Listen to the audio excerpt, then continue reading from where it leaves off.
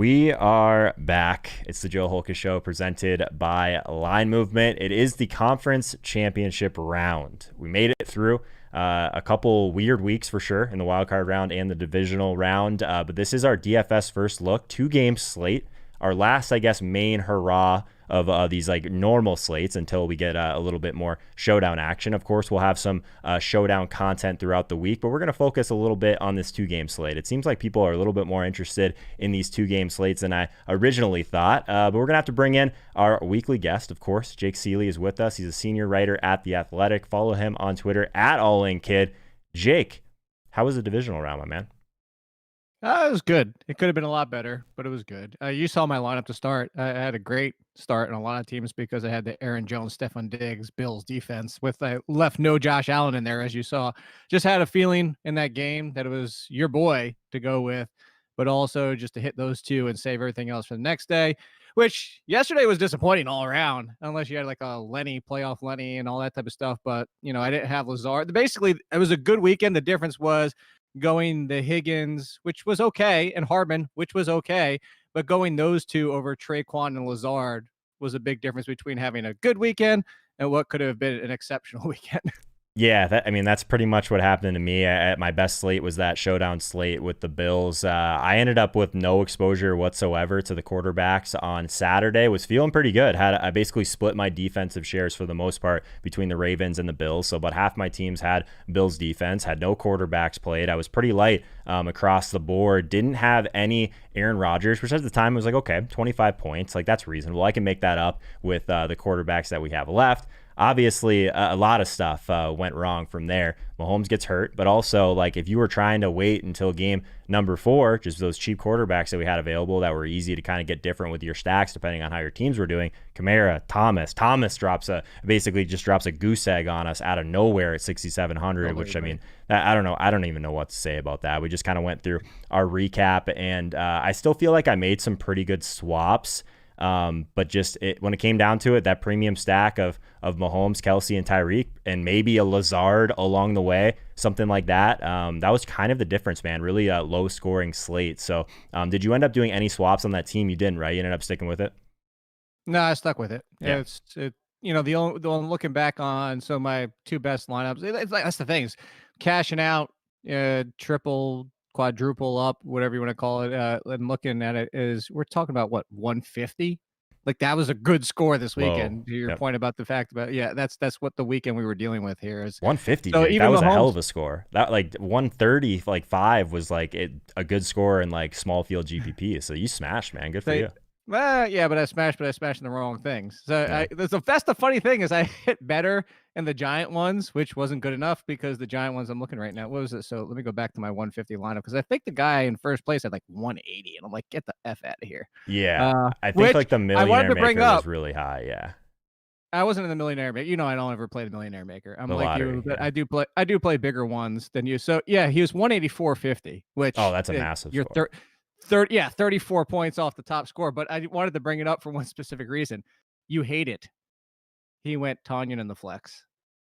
Yeah, there's a lot of people that like did the double tight end this week with Hooper and Kelsey also. But yeah, the Tanyan one, looking back on it, ownership wise, like if everyone was going to be kind of on Hooper in that range, like Tanyan should have been a bigger priority. I just hated burning it in the first game. I never really considered Lazard, to be completely honest, though, like what we talk about, trying to get a little bit aggressive in game number 1. I just ended up doing that with the Rams guys on the other side, which kind of flopped a little bit. But yeah, small field, Jake, like 159, that won the small field Wildcat. So like I think there's 100 or 270 people in that. So that just goes to tell you how much different some of the scores can be based on those sizes. You talk about it all the time. Game selection is key. And so it's the biggest difference between a winning player and a losing player. The burning the Tanyan thing, that's what was super. He should have had Tanyan in the tight end spot and put Kelsey in the flex. Oh, right. Yeah. Someone in the chat was talking about this. Yeah. So like it's like the two tight end worked fine, but I just wanted to hit that point again in case people haven't been watching you or everything. Yeah. If you're going to do it, don't burn your flex with the very first game, especially in a 2-day slate. Like, you could have given yourself the room. Like, we know people are going to be on Kelsey because if you can find a way to get Kelsey, you find your way to get Kelsey. But the problem is he's the late game. or not like it was second day in the first game, you could have left yourself wiggle room. And if you were looking like you were going to be behind with Tanya, you could have wiggled in the flex instead of leaving that for your because what do? You wiggle out of Kelsey and then you leave 3,000 on the table for your tight end. Well, here's the thing, like things happen throughout the slate, right? So like just take this example. Maybe you played Akers and Singletary on day one. And then day two, we get this information that CEH is out basically, right? So we got Darrell Williams at 4K. If you've already burned your flex, like you literally like, and your tight end hasn't gone yet because you probably have Kelsey in your tight end in that scenario. You can't even pivot at that point to not play Kelsey and play Darrell Williams. So it's just like it completely handicaps your roster. And yeah, that's why I don't really pay too much attention to large field stuff, Jake, because you'll see very dumb mistakes at times, or like I guess interesting roster construction, I guess is a nicer way to put it. Kind of get rewarded, and I'd rather play the stuff where the sharp stuff normally at least equalizes a little bit over an entire season, you know. Yeah, I'm laughing at Kyle because he said you guys haven't heard burning your flex is a requirement to take down GPPs. Because this is the second or third time we're talking about it happening. Maybe we're the fish, Jake. Maybe we're the ones that care too much about that stuff. And the true play is just to make a lineup on your phone as you're doing whatever, like taking a dump, whatever Burn it is, and then flex. just forget about it. Don't give yourself any wiggle room. But if you have it, you leave 4,000 on the table on the late game. I mean, when you have the nuts, Jake, what do you care about your late swap and your flex, man? It doesn't even matter at that point. So 100%. Yeah, Andy Reid had the nuts, by the way. Oh my God, that was amazing. Like as a football fan, just watching them do, I can always respect like the super aggressive play call like that, just because it's literally just puts his dick right on the table just for everyone to see it. Just like, yeah, I know exactly what's going to happen here. I don't care what the result is. And man, I can respect that for sure. So anything else that stood out from last week? Like what do we make of this Michael Thomas 0, man? Like I don't even know what to say about it. Watching that game, that was the focus of the defense takeaway, Michael Thomas, and they did a good job of it too. And if you watch closely, there was a lot of times where Michael Thomas just wasn't free. He wasn't separating. And I don't know if maybe this injury was a lingering thing the entire year. And, the off the field issues kind of glossed the fact that like maybe he wasn't lying about not being 100%, because a lot of people out here were assuming that it was being made a bit. It's kind of like the Kyrie Irving situation with the NBA. Like, is he really that hurt, or is he making a bigger deal at other things and in locker room? But so it's twofold. Is one, he wasn't getting separation. So again, he might not have been 100%. Even if so, they were just focusing on him and took him away. And the second part is Drew Brees' arm is just not there. The play was to Traquan Smith came with Winston, and Brees missed some other throws that weren't even to Michael Thomas. Michael Thomas missed one catch that like looked like better timing Drew Brees, and you might have even had that. Not that it would have made up for the day. Yeah. But Michael Thomas, so I jokingly tweeted this out yesterday, and that wasn't really tongue in cheek. It's really true. It's Jameis Winston's starting quarterback next year for the Saints. He's top 10. And so people are like, oh, Taysom Hill. That's not even the point. And they're like, well, what if Michael Thomas isn't back? Michael Thomas is going to be back. Michael Thomas is better next year with a better quarterback, as crazy as they're going to say. And Drew Brees is one of the top 5 possibly, but at least top 10 all-time quarterbacks. This version of Drew Brees is not as good as Jameis Winston or Taysom Hill next year. So I'm going to be fine with Michael Thomas next year. It was a letdown spot. These things happen. Not everybody's going to be perfect. Yeah, kind of a bummer if this is the last we see of Drew Brees, and it's kind of looking that way, obviously, after what he's been saying. But, man, just for such an elite quarterback for so long, only getting one Super Bowl, it's kind of rough. They've ran so bad in playoffs, man, and it just gives you an idea of like how much is up to chance and how much can kind of go wrong in certain ways when it's just a one-game shot, right? Like talk about the couple tough losses to the Vikings, that pass interference call. There's just so much for some of these Saints teams that like were every bit as good enough to go all the way. And just one ring for Drew Brees, but at least he gets one. There's definitely some guys out there that don't even have that. So Dan Marino, yeah.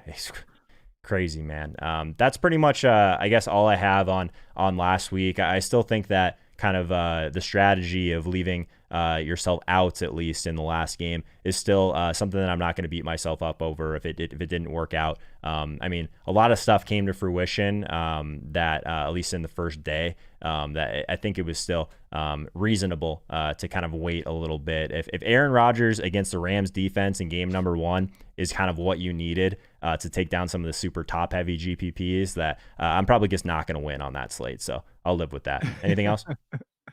No, but for everybody out there who's wondering why I chuckled in the middle of your statement, I was laughing at Ryan Leak in the chat where we're Oh talking yeah. about quarterbacks because somebody said Warren Moon and then somebody said Ryan Leaf, so I laughed. Yeah, you're allowed to laugh at me, Jake. I'm not going to take it personally. People laugh at me all the time. It's all good. Have you ever read the comments, man? People get upset about certain things. I have a bunch of people.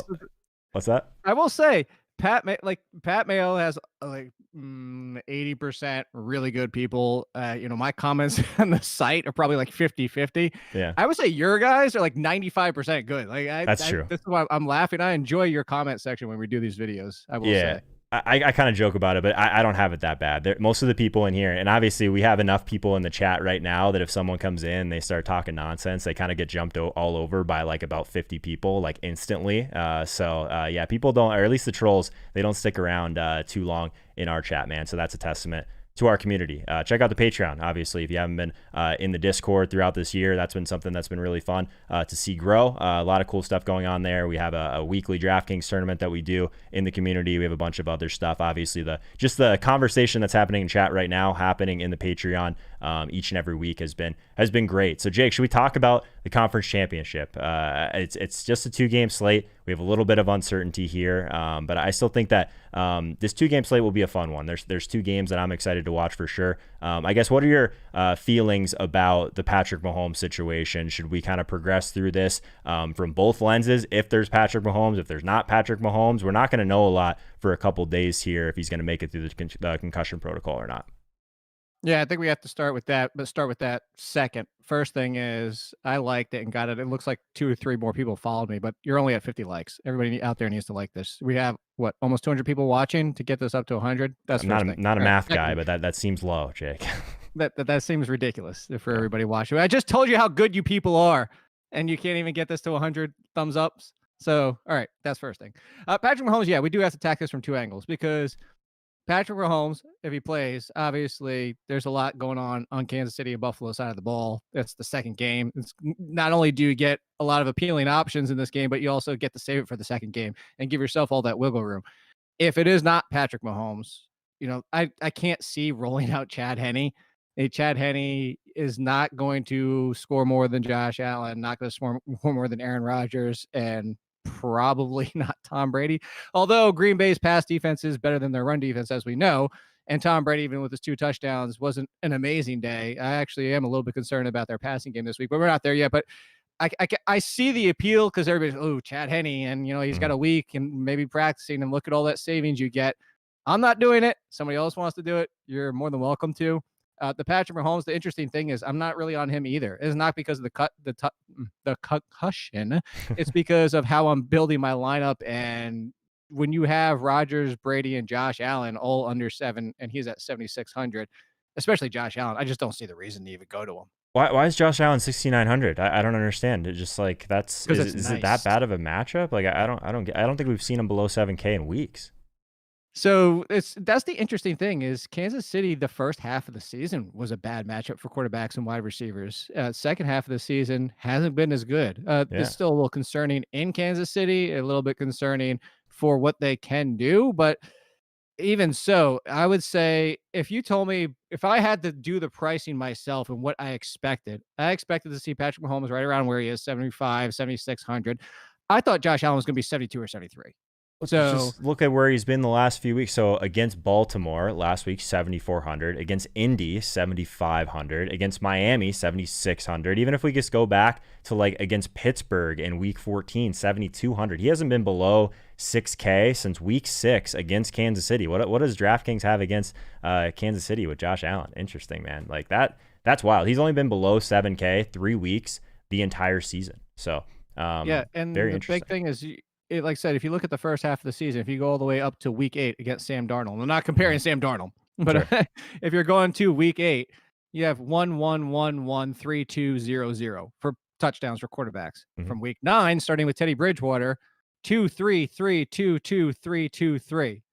2 or 3 in every single game since then. And that included Bridgewater, Carr, Brady, Locke in the second matchup, Tagovailoa, I guess Tungavailoa. I still don't know where that came from. I've never attempted to say his name, so you're doing better than me already.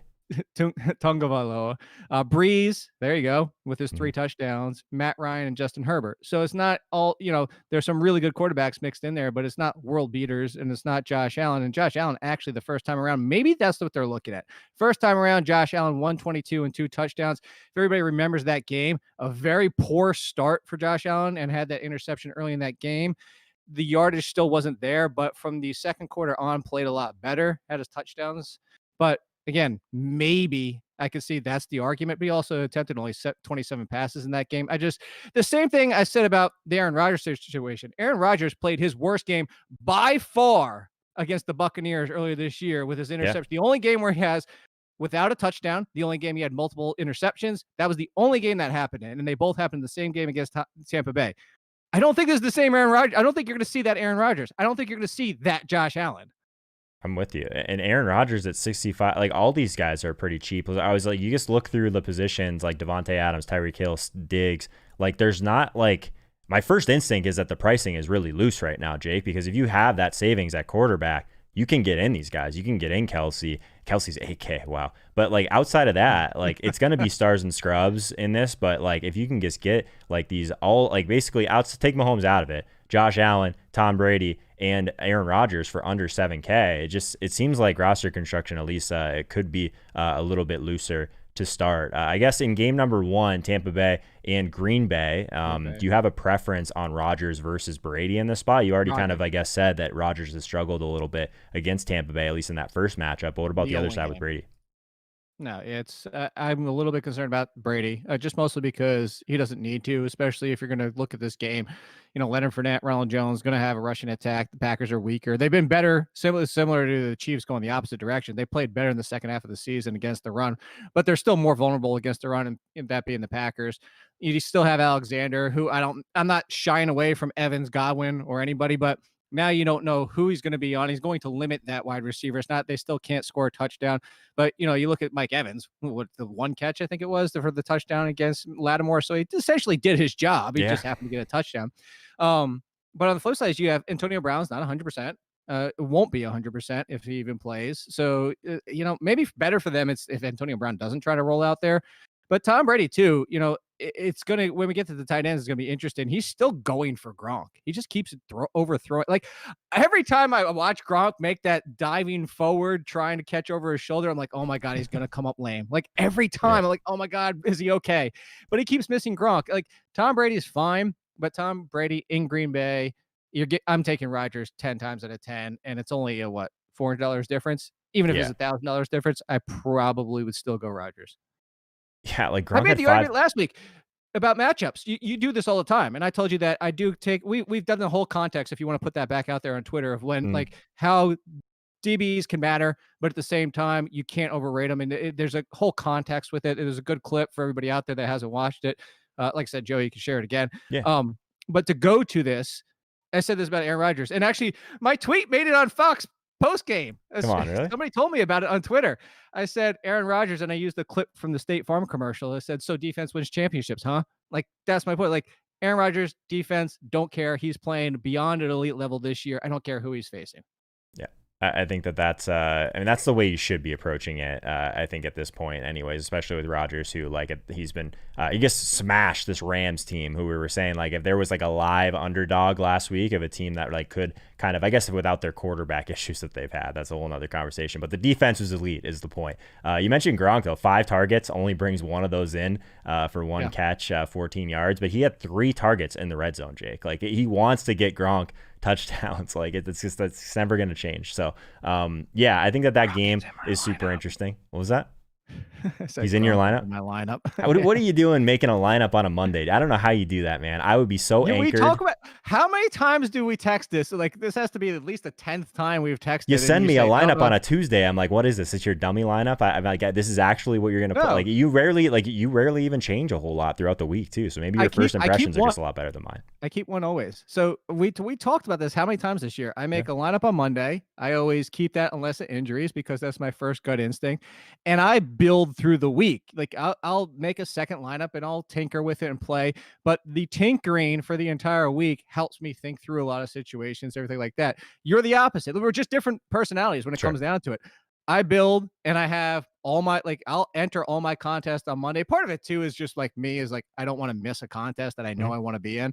So I build all my contests and then I play with them. And that's how I go about it. You're the opposite way. And it doesn't bother me. Like I would probably, and maybe that's because I did shows on Sunday morning. I'd be more stressed if I was trying to figure everything out on Sunday morning at the last second.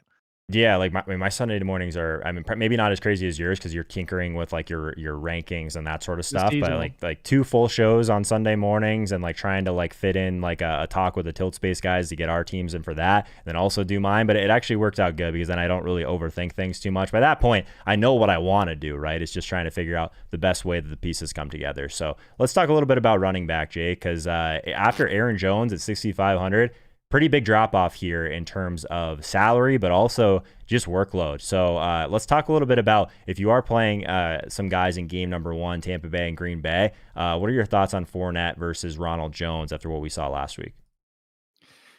Look, I was completely off Leonard Fournette, and for most of that game, I was right until he caught that touchdown. I mean, that's really what it came down to. Dropped it.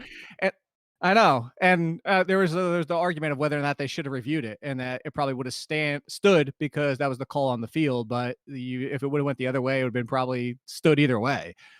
So yeah, like I said, look, it was right until the touchdown. So technically, I was wrong, and I'll admit I was wrong on Leonard Fournette. I didn't want to play Leonard Fournette. I still don't really want to play Leonard Fournette, because 2 reasons. Is now is a lot of people are going to be back on him again. Price is still only 5,300. I can't tell you to not play Leonard Fournette because at 5,300 against the Green Bay run defense, it's a strong play. My biggest concern with this backfield has been what we've talked about at least a dozen times this year. It's Bruce Arians. It's who's healthy. It's who's he's going with in game. It's if somebody fumbles, if somebody misses a pass or misses a block. Like that's the thing is Leonard Fournette is going to be the guy to start this game. He's going to be the guy that's the best play. Can it go wrong really fast, really quickly? Yes, it can. So that's that. You have to understand with Leonard Fournette, he could be out in court week with like the first quarter and never touch the ball again. It's true. There's more volatility there than I think people realize. I think he's going to be the chalk, Jake. Like he's 5,300. He's got 17 and 19 rush attempts over the last 2 weeks, but he also has at least 4 catches in both of those games. So like the volume's been there. I understand that Rojo could come in, and he actually didn't even look that bad on those touches that he did get. So who knows? Like it's going to be kind of the hot hand 5 yards of carry. What's that? I said almost 5 yards of carry. I will say this. Yeah. If you want to go contrarian with it, I'll probably have a few shares of Ronald Jones, not because I love it, but because Leonard Fournette's going to be so chalk that if something happens and it goes sideways, let's even go to another scenario. Let's say Tampa Bay is leading in this game. Yeah. Let's say Tampa Bay is in control early, and all of a sudden they're not passing as much, and maybe something happens with Leonard Fournette, and all of a sudden Ronald Jones is getting goal line carries and pulls a LeGarrette Blount, gets 2 touchdowns on 50 carries, or 50 carries. Oh, that would be great. 50 yards and 2 touchdowns. Now your Ronald Jones is not only offsetting all the chalk people, but it's a big play. He could be a slate breaker on his own. Running back's terrible. Just play both of them. Doesn't matter. Easy game. Just play both. Then you don't have to make the decision. They're both underpriced. Somebody just mentioned the other one.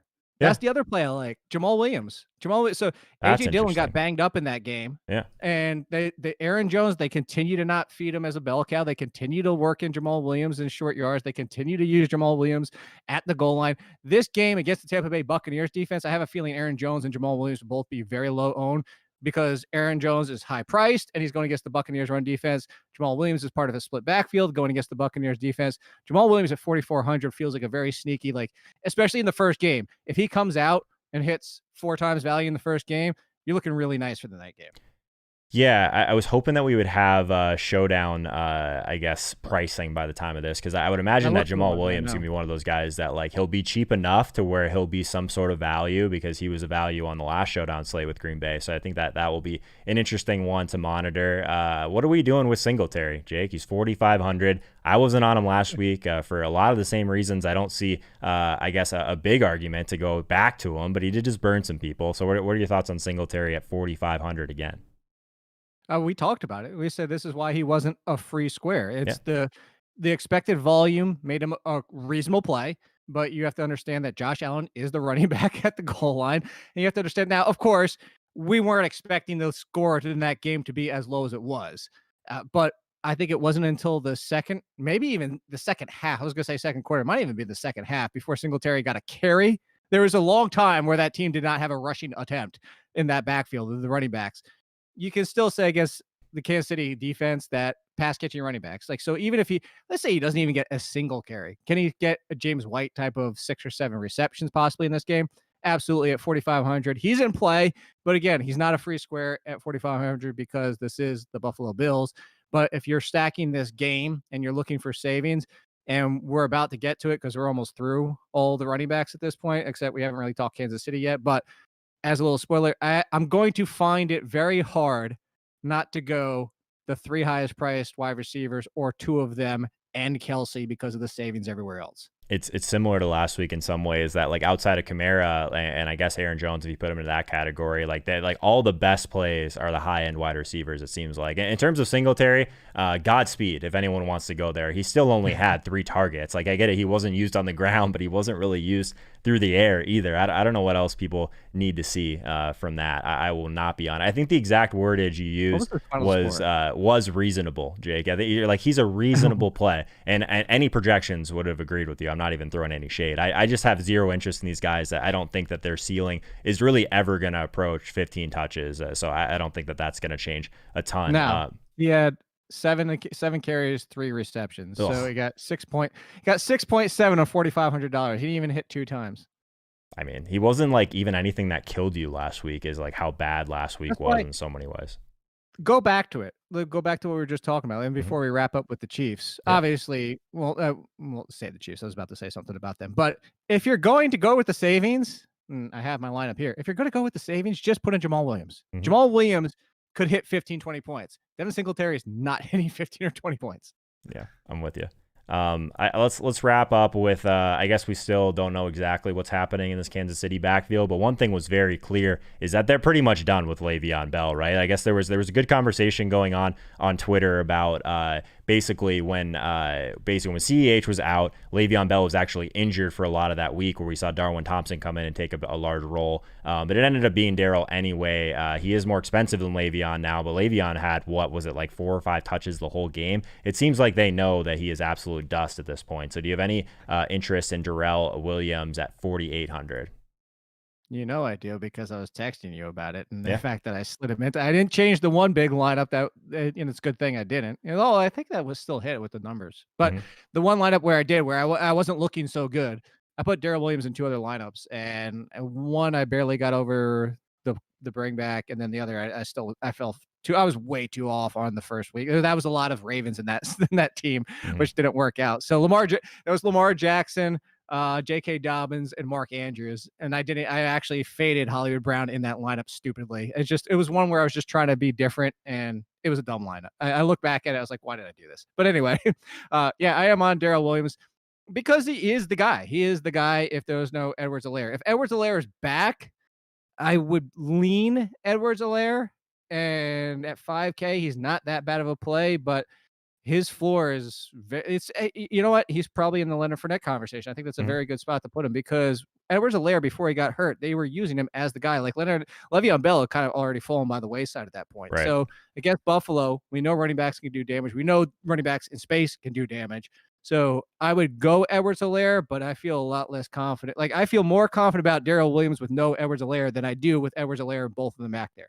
Does that make sense? Yeah, no, 100%. And I'm not going to, I guess, move on until I can tilt J.K. Dobbins and Kareem Hunt last week a little bit more. J.K. Dobbins gets literally 7 rush attempts for 42 yards, 3 receptions, but those receptions came when Lamar wasn't even in the game. So it's like, that's so tilting. Kareem Hunt, we told everyone, he's not going to get a ton of volume. He's cheap. People are using him as that bring back against Kansas City. Guy touched the ball 7 times, but he scored. So he ended up being a piece that was at least reasonable. He gets 10 points at 4,800. So there's so much about last week that was just not a good time, man. So anyways, let's talk about something that's a little bit more fun to talk about. These wide receivers. So Devante Adams, he's 8K. Tyree 7,200, hopefully with Patrick Mahomes in that game. And then Stephon Diggs at 7K right behind him. So these 3 guys at the top on the thumbnail right now is Devante Adams versus Tyreek Hill. Do you have a preference on either of those guys taking into consideration price?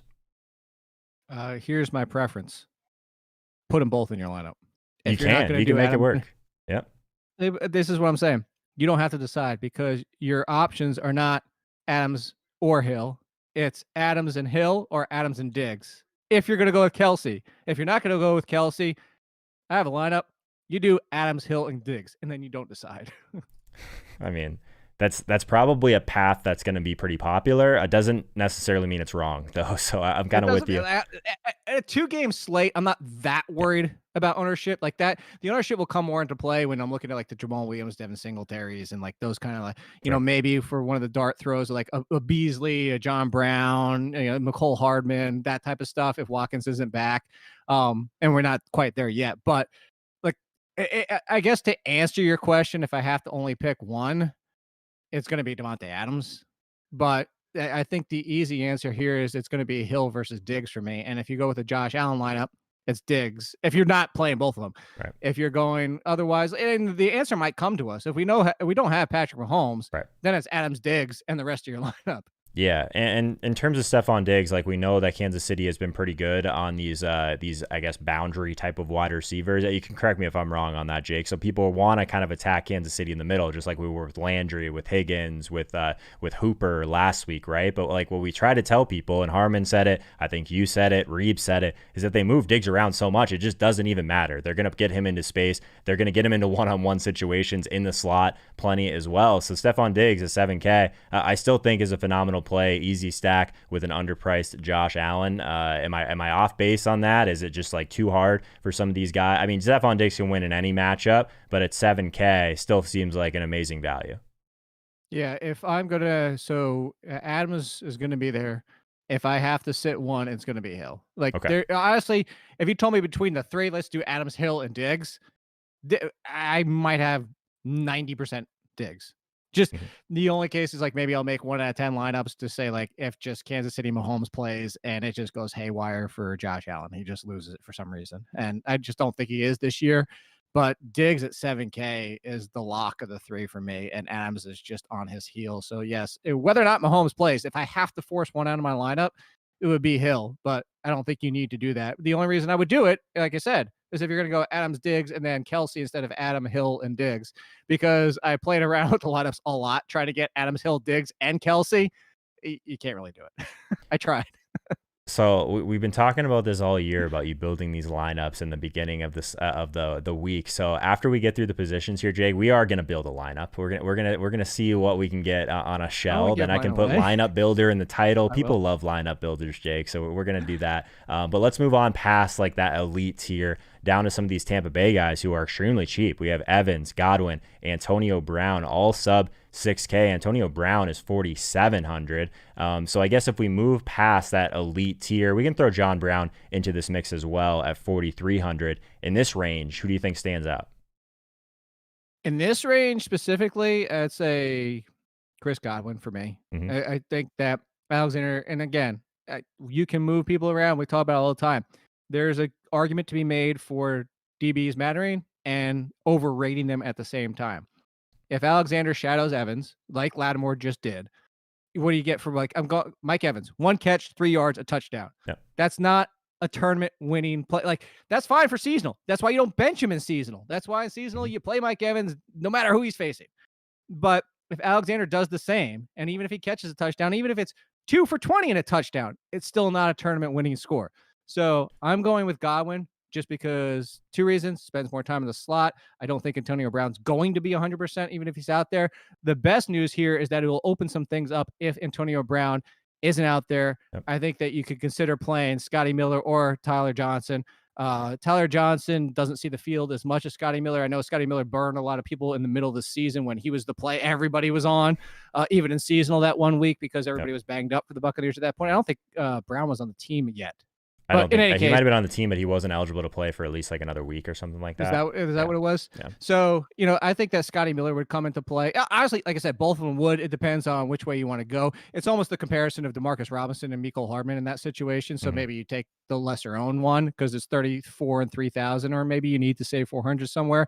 But I think if there's no Antonio Brown, that's where you find your dart throw is with Miller or Johnson. So those would definitely be coming to play. But the 5K guys, the 4K guys, Godwin and Beasley for me. Beasley over Brown because of what you brought up about the Chiefs, the perimeter guys. And I was on Beasley last week. Unfortunately, did nothing, but very similar situation against the Ravens over the middle of the field. I think Beasley is going to be a nice bring back, like as in the fact that people are pissed off at what happened. So they're not going to be as many people on him this week. Yeah, just to touch on a couple of things that you mentioned there. I think the main thing with like Evans in a tough cornerback matchup is last week the ownership was relatively the same versus Godwin anyway. So Evans ended up being kind of a late swap target if you like believed that the ownership was wrong. But that's how you make that tiebreaker. Like you're willing to take a chance on a bad cornerback matchup if you think it's going to be at significantly less ownership. And I actually really like the Beasley call, Jake, because like you said, he just burned a lot of people in a similar spot that was supposed to be a decent spot from that perspective. So I'm with you on that for sure. As we kind of progress throughout this week, that's definitely a price point that stands out. So I'm with you on that one. The one other one I'll bring up real quick. Mm-hmm. I know a lot of people, because of the game that just happened, are going to be on Lazard. Mm-hmm. I'm going Valdez-Scantling because of two reasons. Because everybody's going to be on Lazard.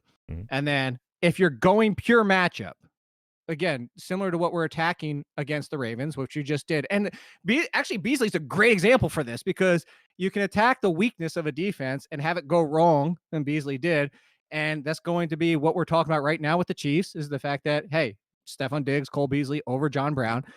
You attack the Buccaneers, who have also given up a lot. They gave up a lot to Russell Gage. They give up a lot to slot receivers. Valdez-Scantling spends more time in the slot than Allen Lazard does. And Valdez-Scantling can, as we've seen, kind of runs that seam slot, like the Michael Thomas routes, can hit one or two of those and like 2 for 90 and a touchdown coming out of this game. If I'm going this route in that game and I'm going for the secondary wide receiver with the Aaron Rodgers stack, it would be Valdez-Scantling over Lazard for me. Yeah, I like that call a lot. I think that like people, like you said, are just going to get that false sense of security with like some of these guys are super thin anyway. So I'm with you. I'd rather just take the matchup from that perspective. So that makes a ton of sense. Let's talk about tight end here, and then we'll build a team, Jake. So tight end, Kelsey's 8K, and then everyone else is super cheap. So Kelsey's a great play for a lot of the same reasons he was last week. He's always going to kind of be that death by 1,000 cuts in a lot of ways. He's going to be that guy that's always open because Tyreek Hill just pushes the ball, or he pushes the defense back no matter what. He's got a ton of touchdown upside. Like we don't really even need to talk about Kelsey. He's a great play. Outside of that, it drops off so quickly. Gronkowski still getting a ton of red zone targets. On a 2-game slate, you have to find a touchdown from one of these guys, right? So who do you think it is at the cheaper end? I'm going Gronk, mostly because the Bucs only gave up 2 double-digit scores to tight ends all year long. Mm-hmm. That's just one area that they haven't been very susceptible. So the Tanyan play, but Tanyan, I'm not going to say can't go out there and score 2 touchdowns, but honestly, it's going to be Gronk. And if I don't go Gronk, it might be just Dawson Knox, just because again, you just mentioned you're chasing a touchdown. Dawson Knox is like a touchdown or nothing essentially. So if you get a touchdown on Dawson Knox and you get yourself 10 points at 2,800. I don't know if you need to. Like, I haven't built enough lineups to know that Dawson Knox might not even need to come into play because you can get Gronk at 32. Mm-hmm. So it'll be a lot of Gronk for me. Again, Brady keeps going to him. They're just missing. Look, he catches one of those touchdowns and we're having a completely different conversation. And Gronk prices would probably be more like 3,800 if it was one from those touchdowns. Mm-hmm. Yeah, I'm with you. I think that both of those guys are kind of close. Like if you needed the savings, maybe, but like it's going to depend on kind of where ownership is, also where roster construction goes. So Jake, let's do this. Let's go back and forth. We're going to build a team, an early week team. I'm going to give you the first pick, the first overall pick. We're going to build a team. Who do you want? Well, I know the second pick is Stephon Diggs. So I'll go Devante Adams. We're going Diggs and Adams to start. All right, sounds good. So I'll take Diggs, you'll take Adams. So back to you. Yeah, so we're probably going to need something. I don't know. Maybe we don't need something cheap. There's just like nothing to pay up for a running back. So all right, I'll pick number 3. Well, so I'm going to go this route because I haven't built this lineup yet. Mm-hmm. I was tinkering too much with the 3 big wide receivers. So I want to see where this goes. Okay. So we're going to do it together. Let's see where it goes. Travis Kelce, put him in there. All right. Let's see where this lineup goes. We got the 3 studs. Sometimes like these stars and scrubs lineups, like that is the path. Like you just got to back into a touchdown somewhere else at some point, no matter how it gets there. So I'm with you on that. We got our mini stack. So let's figure out some sort of play in game number 1 that makes some sense. I'm going to take the easy way out here and go with Leonard Fournette, 5,300. I think he's going to be popular, but it gives us some savings. It gives us some volume, and I know you wouldn't like it, so that's why I picked it. Yes, that's exactly why. So if you want to bring it back in game 1, you know what? Let me look at the quarterbacks again. I'm gonna put you into a spot like somebody. Let's go with the Rodgers stack and put Valdez-Scantling in. Okay. So there you go. Now you know You just picked Aaron Rodgers, correct? Am I wrong? I think you have to at that point, right? I mean, you could go Yeah. with this mini with Adams and with Valdez-Scantling and Fournette on the other side. You I could- just hate playing you a could go quarterback Josh in Allen, game number Diggs. 1. Yeah, that's kind of what my decision point is. So it's up to you, Allen or Rodgers. We can go from there. You can make the decision. I think Allen's too cheap, man. At 6,900, that's still the one that stands out to me. I get that he didn't have a great game against Kansas City, but I Sure. still would rather have the flexibility, I think, of having Josh Allen in game number 2. If that's bad and it burns me, that's fine. I think that like we're going to have information about Valdez-Scantling and Adams.